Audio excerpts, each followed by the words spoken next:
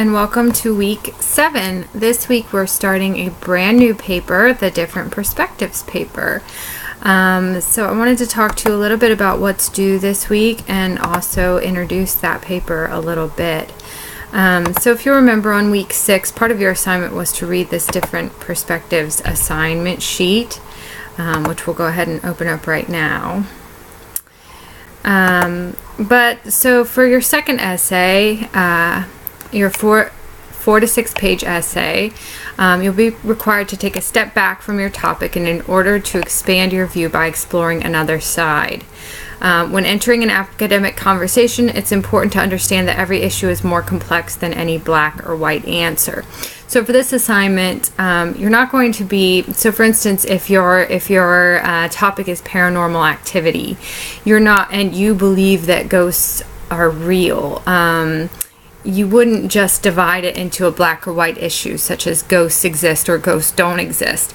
There are lots of different ways that we can go about searching and exploring a different perspective on this topic. So many people, for instance, might believe that spiritual energy is real, it just is energy. Or people could believe it's a psychological reaction. So you might research it from a scientific standpoint, or a folkloric standpoint, even some kind of different perspective than the one you currently have. And remember, this should be the exact same topic that you did your last paper on. You will do every single paper on that same topic. So if your topic is something like fairy tales or Tom Brady or heroin epidemic, you're going to be doing that same topic, but looking at it from a different perspective. To paraphrase Plato, good rhetoric understands the truth of both sides and can therefore argue either. So what that means is that, you cannot make a good argument about anything unless you truly understand the other side, because there's truth in every side. No one would believe something if there weren't a grain of truth in there. And if you could find that grain of truth and explore it, then it would help you to argue your side better, because you can come to some kind of mutual agreement or understanding. So it will be your job in this paper to find that truth and transfer it into a well-researched paper. So you'll need more sources than you did in the last paper. Essentially, you'll explain the validity of the other side or a different perspective. So ask yourself the following questions. What beliefs do you already hold on your topic? Where do these beliefs come from? So, for instance, if you believe, if you're doing the heroin epidemic and you believe that, all drugs or heroin should be illegal, or that the punishment should be worse, where do these kind of beliefs come from?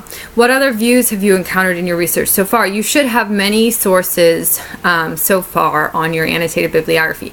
Maybe you've already encountered some other perspectives that you'd never thought of, that you hadn't encountered ever before.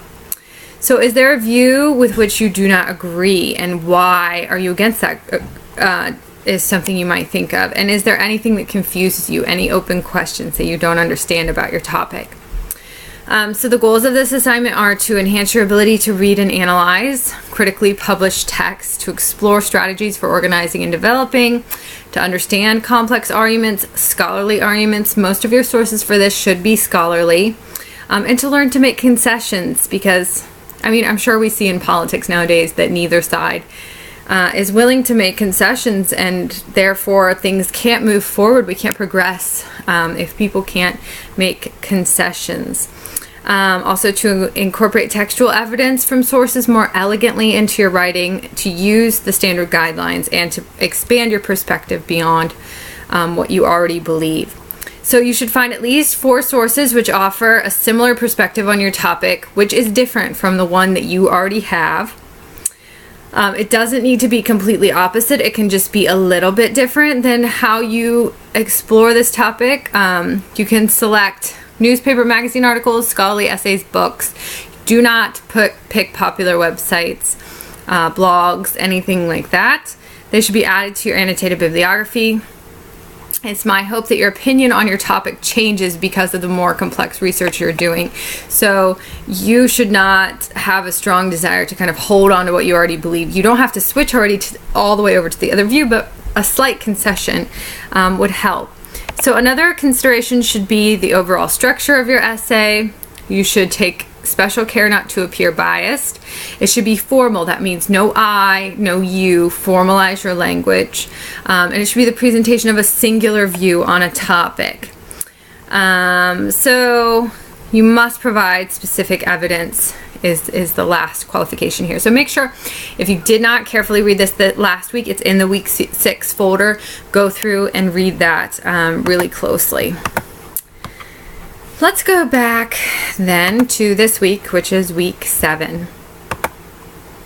So you'll see that you have a lot to read in your book this week. And that's because these chapters in your book will help you to do this kind of deeper research that the assignment requires, and also will help you figure out what a synthesis is, which is your main assignment this week. So you have 3 assignments to turn in or to post. The first one is the discussion board. You're just going to answer the questions on 73. You don't have to respond to any peers on the discussion board this week. Simply answer those questions so I can see that you're starting to think about this. So also the second discussion board post is to share your ideas on your topic. You might have questions, maybe answer some of those questions on the assignment sheet about what views are opposite yours. If you can't figure out how to meet this from a different perspective, let your peers help you. So then make sure that you also comment on 2 peers for that post. So 2 discussion board posts is your first assignment. Of course, you should watch the video lecture, which we're doing now. And then you're going to, by Friday, and I'll change this to say by Friday. Remember, the discussion board post, you post by Wednesday, comment by Friday. And by Friday, you should email me your thesis on your topic and locate 2 sources which have the opposite view and add those to your annotated bibliography. You'll also use those in your synthesis, which I'll explain in a second. But your thesis should be something like you might say, many believe, if we're going to the ghost thing, that ghosts are, the idea that ghosts are figments from another world, while convincing, has been largely disproved by many scientists who think it has something to do with our own brain waves. So this is a different perspective if you think ghosts are real. To making a thesis, and then you're going to kind of combine the sources to prove this thesis. So email that to me and I'll tell you if you're on the right or wrong track after that. And then the last one is to write your synthesis for the sources you've gathered. So here's the synthesis worksheet.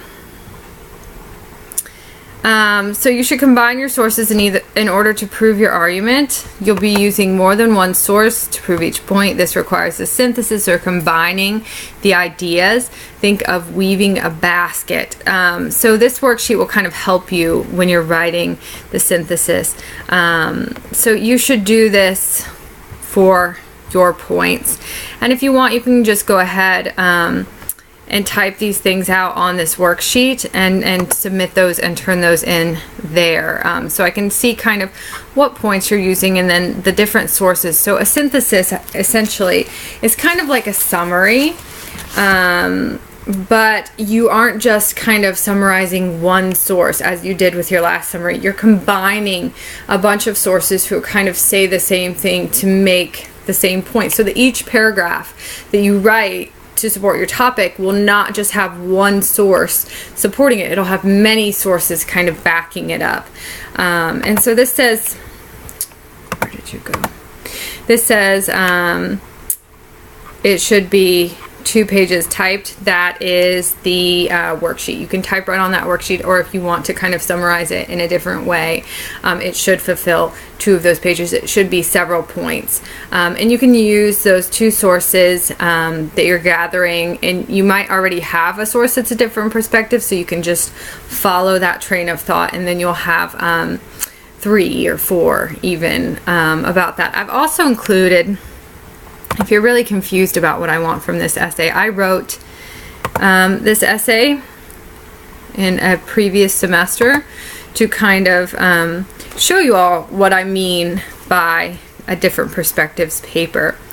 So in this paper, I'll go ahead and read you this introduction that I wrote. We're all familiar with fairy tales, and the fairy tales was the topic I was kind of pursuing.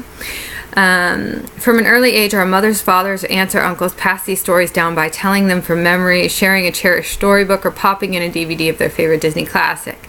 As a culture, we may feel drawn to these magical stories because, as the prolific writer on fairy tales Jack Zipes writes in the Great Fairy Tale Tradition, fairy tales are marks that leave traces of the human struggle for immortality. Not only do they show that we want to be free of the boundaries of death, they provide an escape from the pressure of existing in the realistic world that leads ultimately to a death of which we know little. Though the standard European versions of these tales often reinforce negative or oppressive cultural norms and ideologies, that was my original opinion. So that was my perspective going in, that fairy tales can be oppressive because of the way they present women in particular. But the different perspective that I was pursuing, this is the thesis. Fairy tale thinking should be passed on children to allow them to escape from the darker aspects of reality. In fact, fairy tales may be especially useful to children in traumatic situations, as researchers have found, because they teach the child to retreat to an imaginary space in order to cope with these horrors. So as I was researching fairy tales, and I was really wanting to say that so many fairy tales are sexist in a lot of ways and kind of reinforce these negative ideas about women, I, in my research, came across all of this stuff about trauma and how it actually helps children with trauma, which I found really interesting, and there's a lot of truth in that. So I could write this paper from a different perspective, but that kind of became my perspective too. So it allowed me to see fairy tales different. But I still believe that some fairy tales do kind of reinforce negative stereotypes, but I also believe that they're incredibly helpful to children. They teach children a lot about the world through my research here. So this is the kind of thesis. But you can also see that throughout this paper, I have combined many sources into each paragraph. So here's my topic sentence for this next paragraph. Fairy tale thinking is magical thinking, essentially. So in most tales, a protagonist encounters challenges over which he, through a series of unrealistic trials and occurrences, inevitably triumphs. We're left with a sense of wonder. There's my first source. And then I bring in another source. The scholar Jussi Knoffelmacher discusses this example in the Hansel and Gretel syndrome. There's my other source.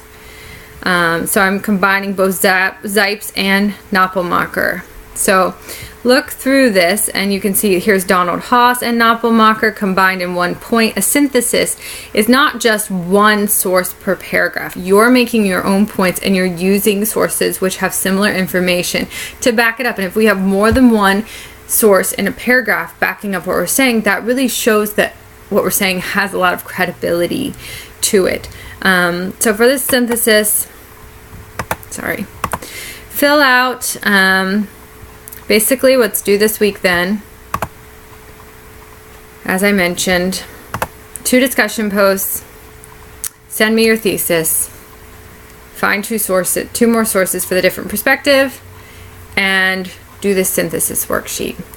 At least 2 pages of it, which is pretty much just 2 points that you'll be making. You'll probably make more points than that in your rough draft, but fill out the worksheet for 2 points, and I'll kind of adjust this so that it has the due dates to make it less confusing. But your synthesis worksheet will be due by Sunday.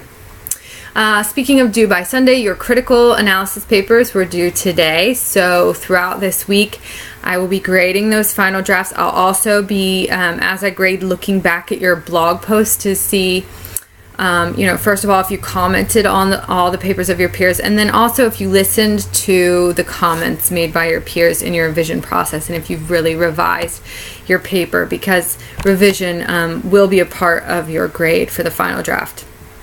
So if you have any questions at all about that, feel free to contact me. Any questions about the different perspective, feel free to contact me. I will email you back when you send me your thesis by Friday. I'll email you back that weekend to let you know if your thesis is working or not before you submit your synthesis, so that you can tweak that if need be on your worksheet. So with that being said, I hope you have a great week, and I will see you next week.